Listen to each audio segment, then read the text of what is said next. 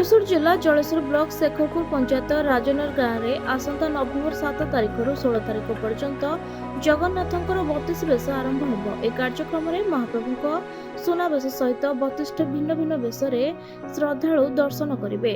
भक्त मैंने गोटे स्थान दर्शन कर ठाकुर कृपा लाभ करेंगे। ग्राम कमिटी पक्षर समस्त प्रकार प्रस्तुति शेष होइछि।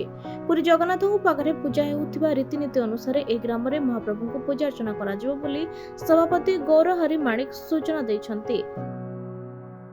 मुख्य उद्देश्य होउछि श्री श्री जगन्नाथ महाप्रभुंकर नाम एवं तांकर धाम प्रचार प्रसार पाई आमे या उद्देश्य करूछु।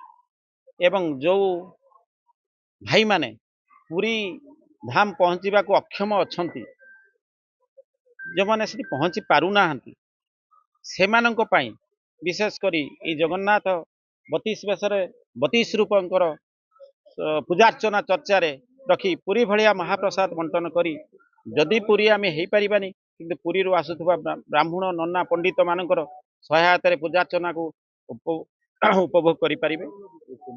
रीतिनीति अनुसार समस्त उपभोग करि परिबे। तेबे जगन्नाथ बेश पई प्रस्तुति शेष पर्याय पहुंची। ठाकुर मानक मूर्ति रे कारीगरंक द्वारा रंग दिया जाउछि। आम्बे मान ग्रामवासी तथा पंचायतवासी सहयोग क्रमे आम्बे एठी नवेम्बर 7-11-2025 ठारू 16-11-2025 पर्यंत श्री श्री जगन्नाथ महाप्रभुंकर 32 बेश एवं छपन मादल आयोजन करियछु। आम्बे माने आपण माध्यम समस्त को जणई देवाई चाहूँ समस्ते जिंती आसी ए 32 बेश श्री श्री जगन्नाथ महाप्रभुंकर 32 बेश तथा आमर दर्शन करी आमर पुरी नीति नियम अनुसार दैतापति आसी अछंती तथा प्रवचक कुनी प्रवचक आसु अछंती। 10 दिन धरी प्रवचन संध्यारे भजन संध्या तथा छपन मादल मेली आरती प्रसाद सेवन प्रत्येक दिन रही अछि।